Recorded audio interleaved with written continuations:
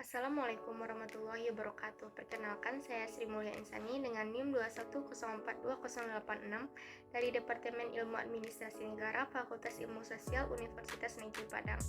Pada video kali ini, saya akan menyampaikan materi pertemuan 1 mata kuliah Politik Kebijakan Publik. Adapun materi pertemuan 1 yaitu pengertian politik kebijakan secara umum dan menurut para ahli.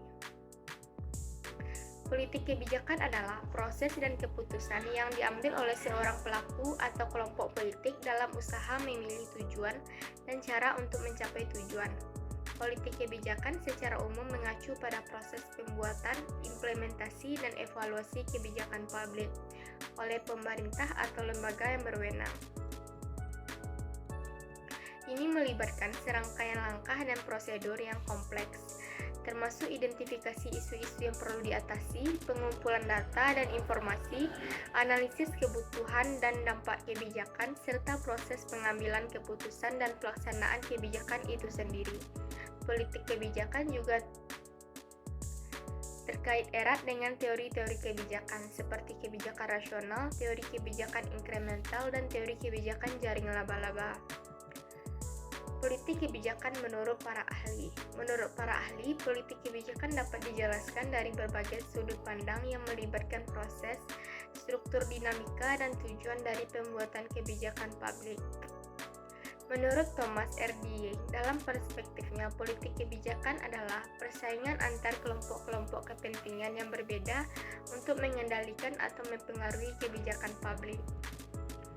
Menurut Harold Laswell, mendefinisikan kebijakan sebagai proses pembuatan keputusan mengenai tujuan pemerintah serta cara dan sarana untuk mencapainya.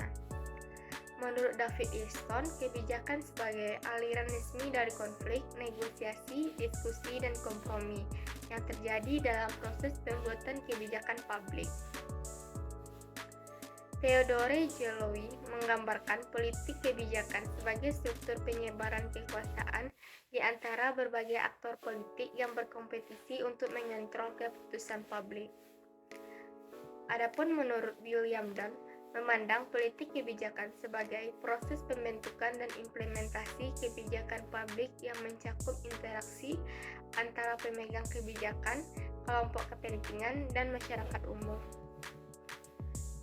Adapun menurut Jung Kingdon mengemukakan konsep agenda setting dalam politik kebijakan, di mana kebijakan menjadi perhatian publik melalui interaksi antara isu-isu kepentingan politik dan peluang politik.